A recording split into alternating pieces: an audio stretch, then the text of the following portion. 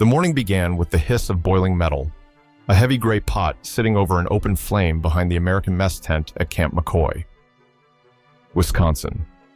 Snow drifted lazily against the barbed wire, each flake landing on the shoulders of men who no longer believed in tomorrow.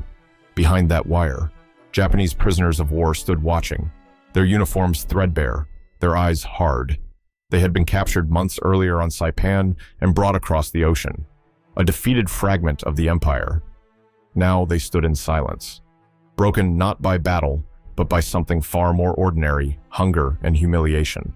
Steam rolled upward from the American stew pots, thick and slow, carrying the aroma of onions, beef, and potatoes. The smell crossed the yard like an invisible hand, brushing past the guards and reaching the prisoners' nostrils. One of them, Corporal Taro Fujimura, a former culinary student from Osaka, sneered and muttered, "A barbarian's chaos in a pot." Another laughed sharply. "No ceremony, no honor in preparation. In Japan, we cook to celebrate life.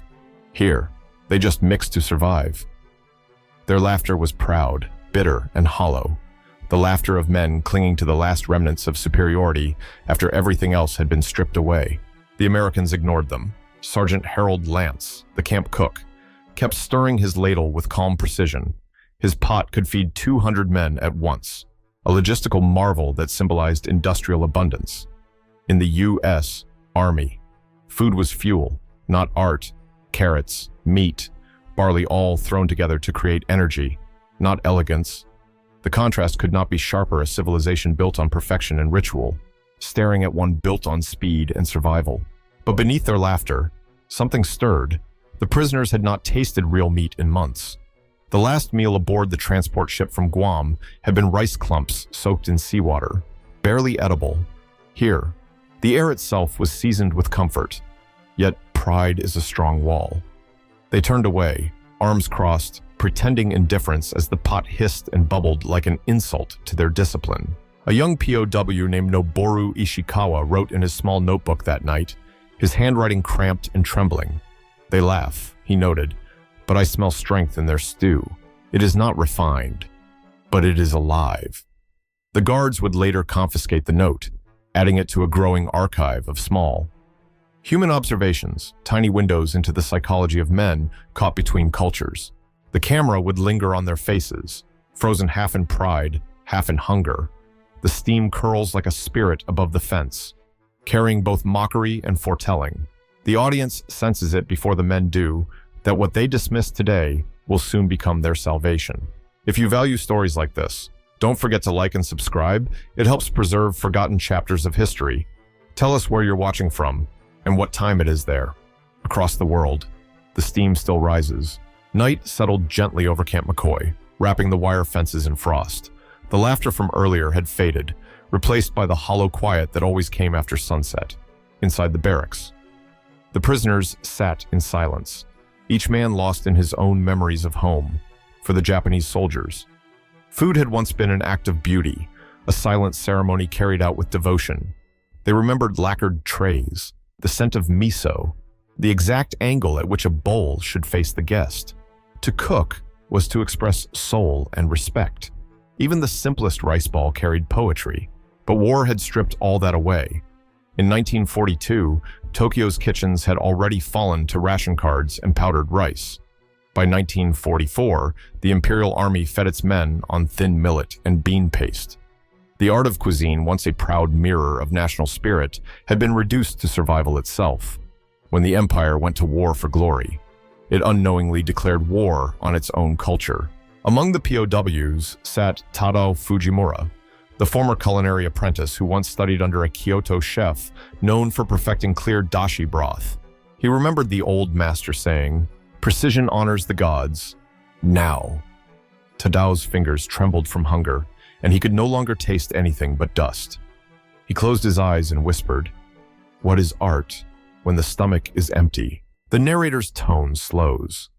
Across the Pacific, in the ruins of Manila and the jungles of Burma, millions were asking the same question. A nation that once saw harmony in every grain of rice had been forced to swallow bitterness. Statistics spoke what words could not. By 1945, Japan's agricultural production had fallen by over 40%. Nearly 500,000 civilians had died of malnutrition. Beauty had lost to necessity.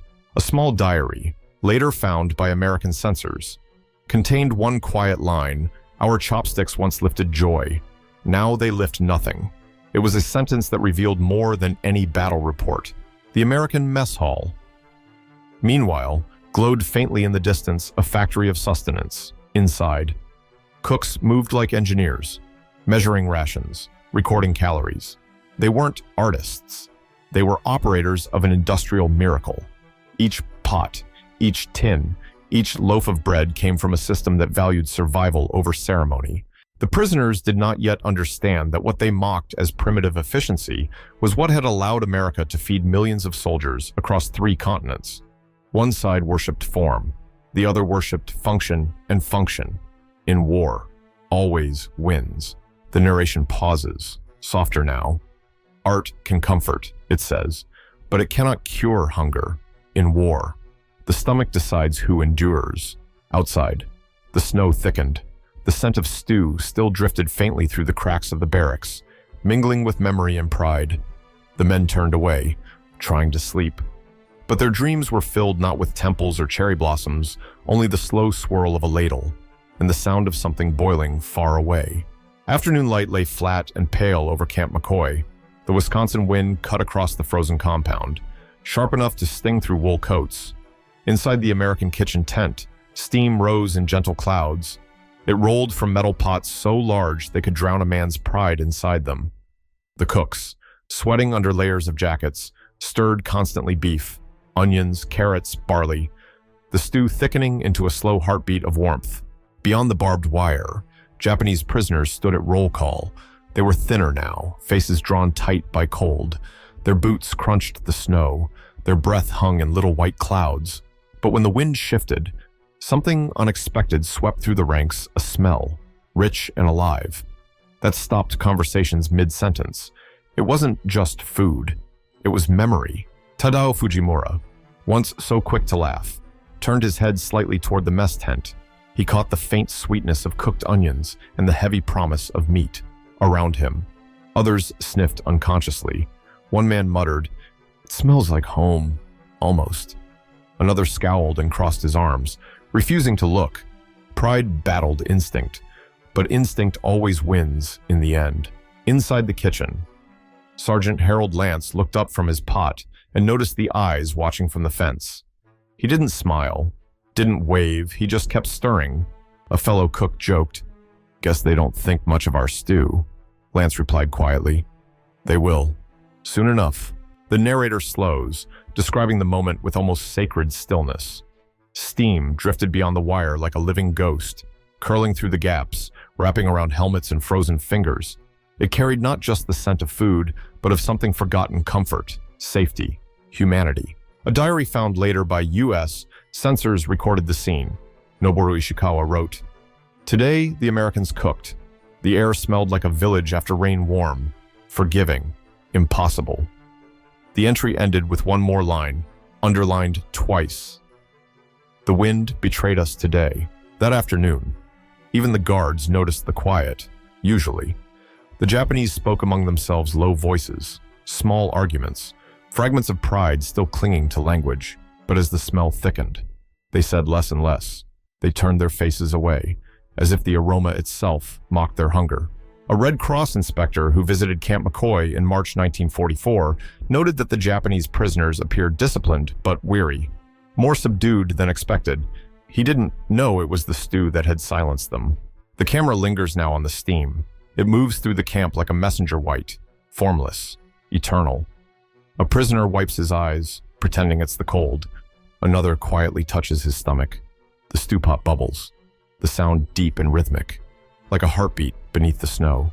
The narrator whispers, "Sometimes the smallest thing, a smell, a sound, a wisp of warmth can make men remember they are still human."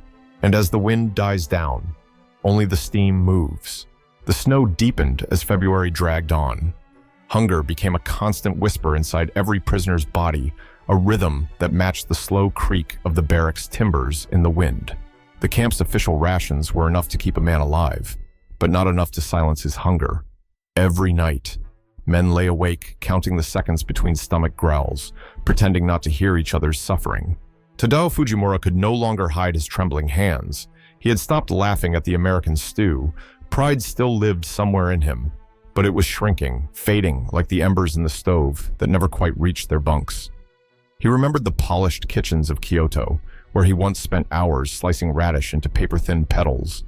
Now he sat on a rough wooden floor, licking snow from his fingers just to moisten his throat. That night, one of the prisoners collapsed.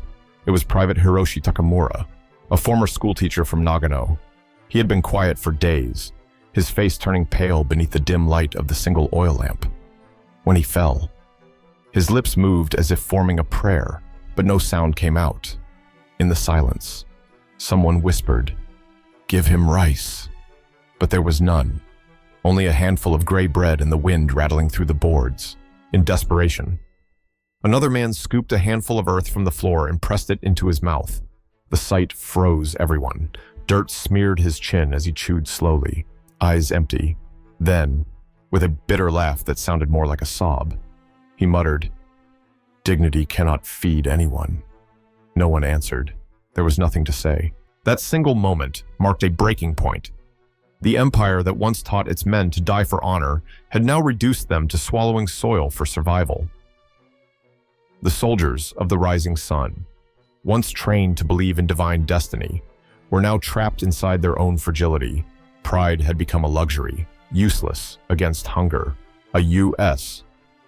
report dated March 1944 recorded morale among Japanese prisoners remains low, discipline intact, but psychological decline evident. It was an observation that failed to capture the truth that starvation can erode ideology faster than bullets ever could. Fujimura wrote later in a confiscated diary, "We used to say, a samurai never begs, but hunger has no memory for poetry.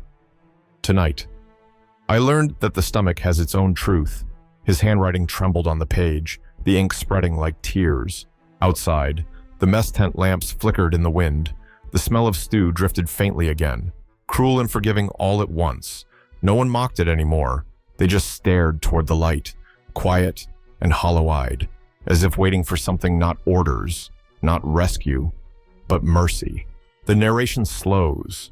In every war, it says softly, "There comes a night when pride starves before the body does." And beyond the wire, the stew kept boiling. Morning came gray and brittle.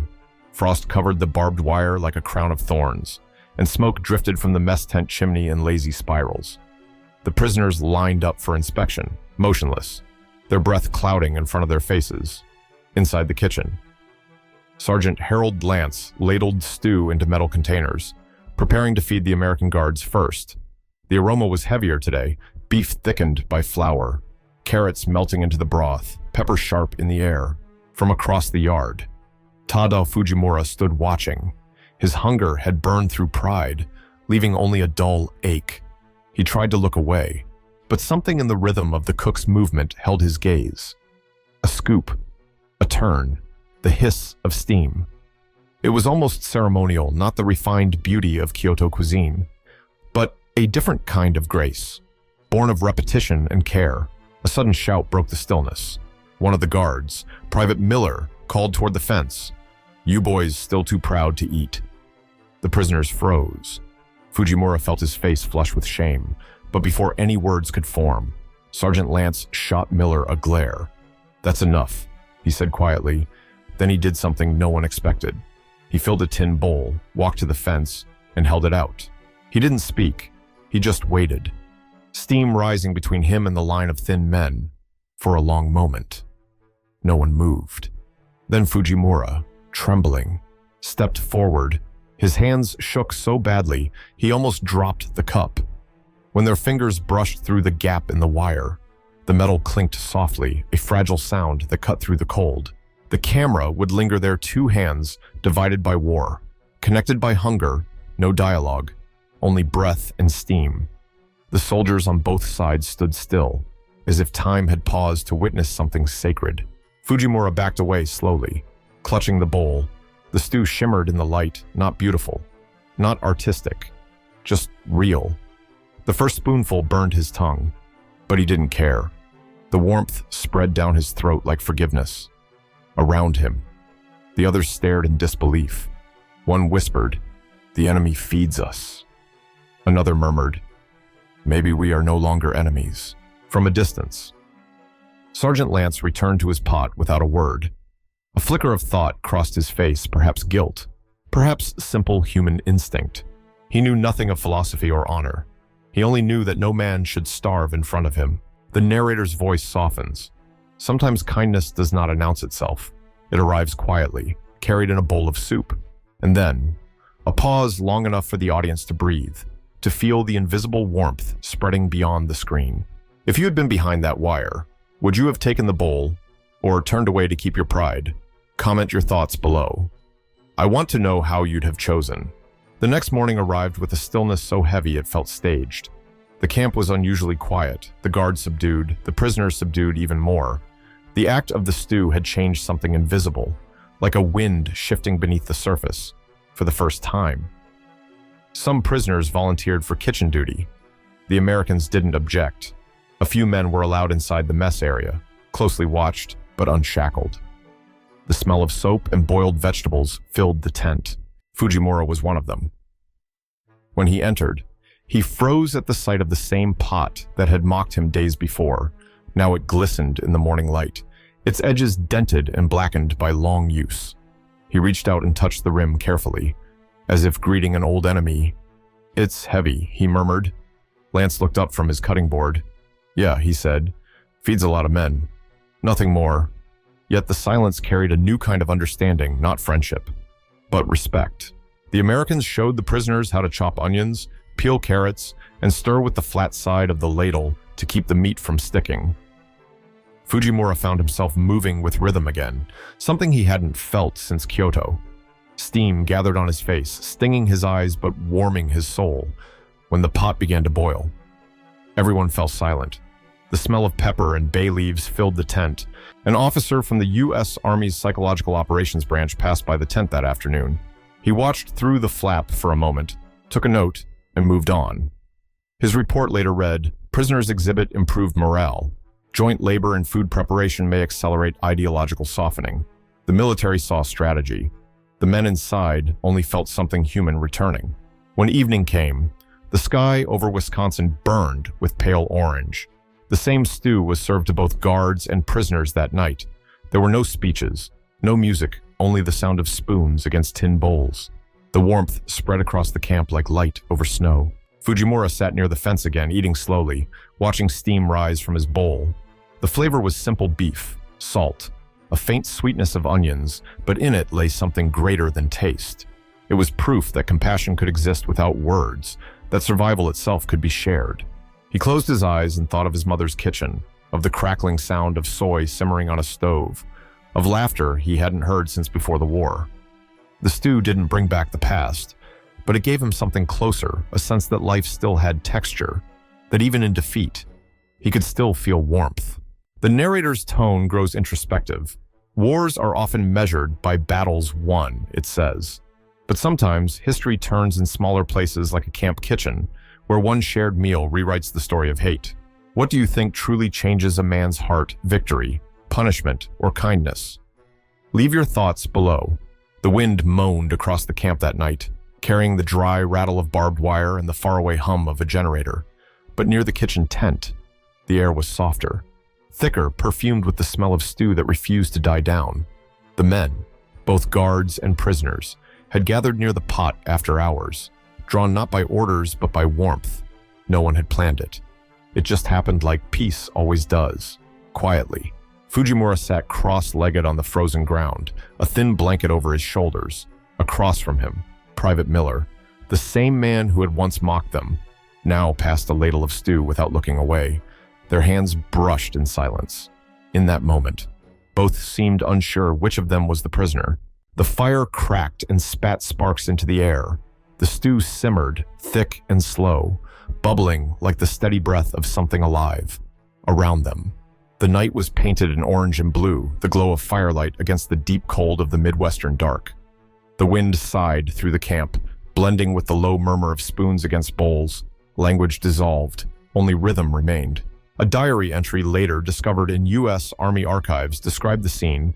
Prisoners and guards sat together tonight. They shared food, not words. It felt wrong at first, then right. The smell of stew made everyone quiet. One of the guards, a young Texan named Joseph Clark, would later recall. It didn't feel like mercy. It felt like balance, like the world had stopped taking sides for one night. Inside the barracks, those who hadn't joined sat awake, listening to the faint laughter drifting in from the yard. A few felt uneasy, even ashamed, fearing punishment for forgetting who the enemy was, but others smiled in the dark, clutching small tin bowls like relics. Hunger had become fellowship. Outside, Fujimura gazed into the fire. The steam coiled upward, forming shapes that disappeared into the night sky. He whispered, almost to himself, "This warmth, it's the same everywhere." The line carried no philosophy, just truth. The narrator slows, almost whispering, "For that one night." War paused, not through treaties, not through surrender, but through soup. The snow began to fall again, silent, slow. It melted as it touched the flames. The men leaned closer to the pot, not as soldiers, but as survivors. In their reflection on the metal rim, they saw no flags, no uniforms, only faces softened by exhaustion and firelight. The final image holds steam curling between them like incense, cleansing without religion. The stew boiled on, defying the night. And over the camp, the same question echoed softly, not from the narrator, but from the wind itself.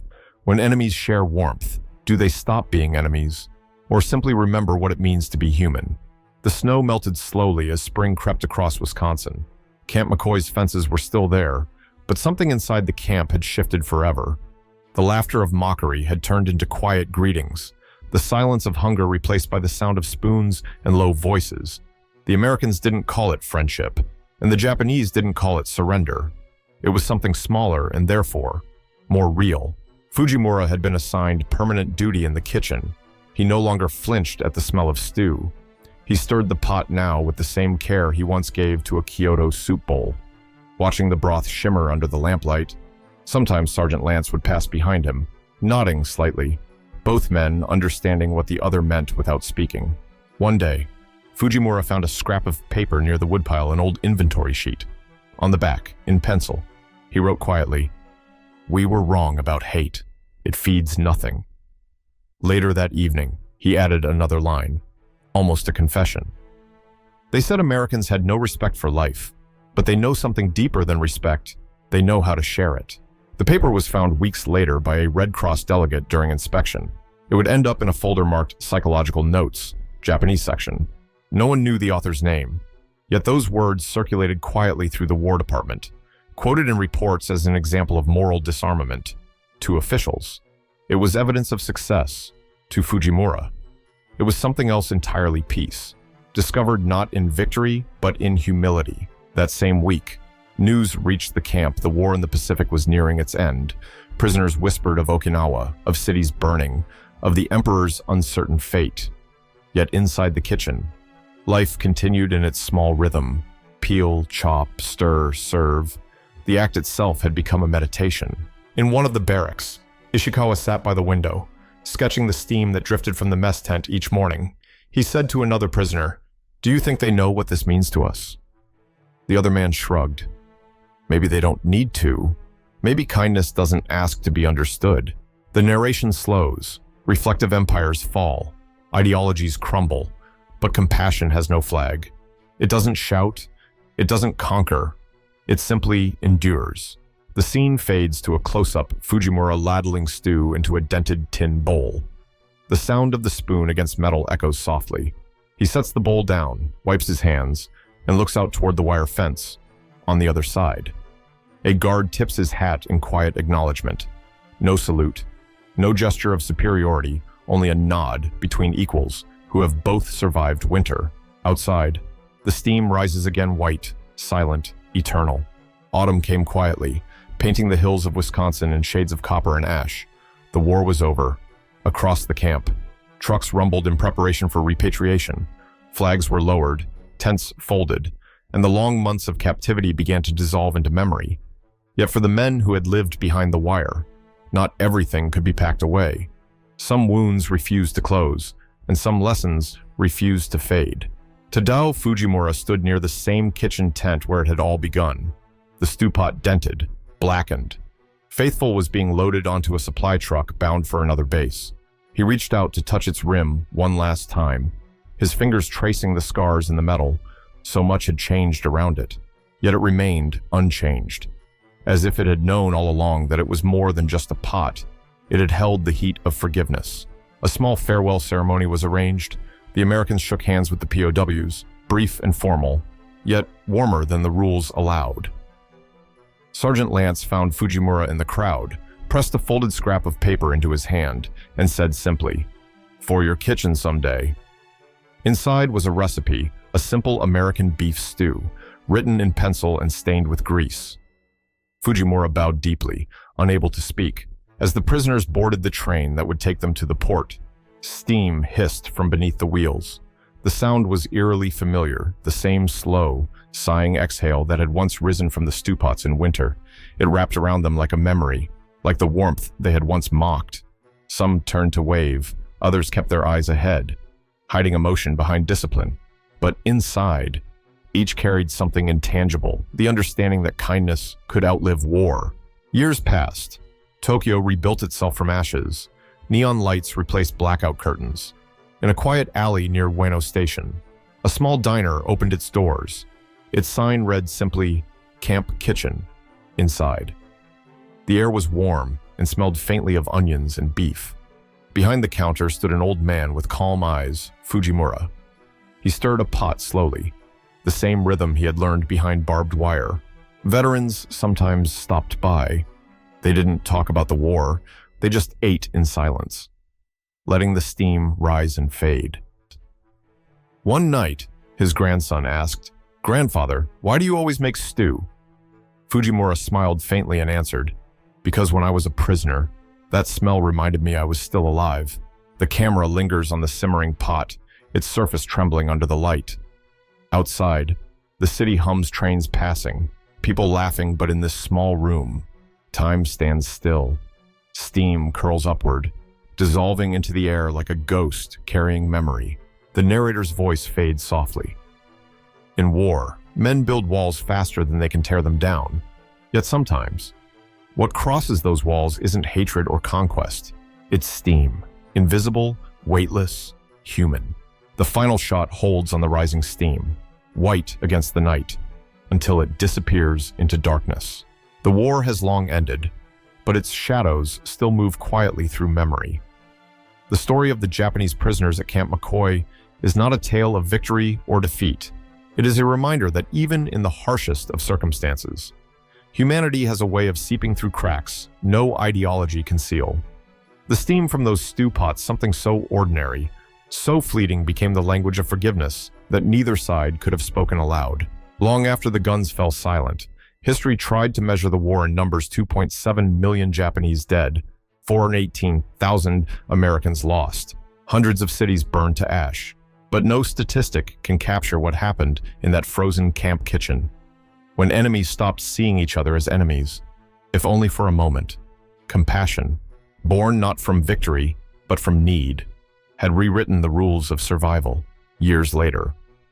When scholars studied the re-education programs for POWs, they found that many of those who had eaten American stew would go on to help rebuild post-war Japan, teaching democracy not as ideology, but as lived experience of fairness, of sharing, of dignity restored through simple acts. What began as mockery ended as understanding. The stew became more than food. It became a bridge across cultures, proof that mercy could grow in the unlikeliest soil. If you listen closely, you can almost hear it, still the hiss of boiling metal, the low murmur of voices that once distrusted, now at ease. That sound, gentle and steady, carries something beyond history. It carries a truth too simple to be written in books, that empathy, once awakened, endures longer than fear. And perhaps, somewhere in the heart of every survivor, the steam never stopped rising. It lingers soft, invisible, Human, the most fragile, and yet the most enduring reminder of what it means to be alive.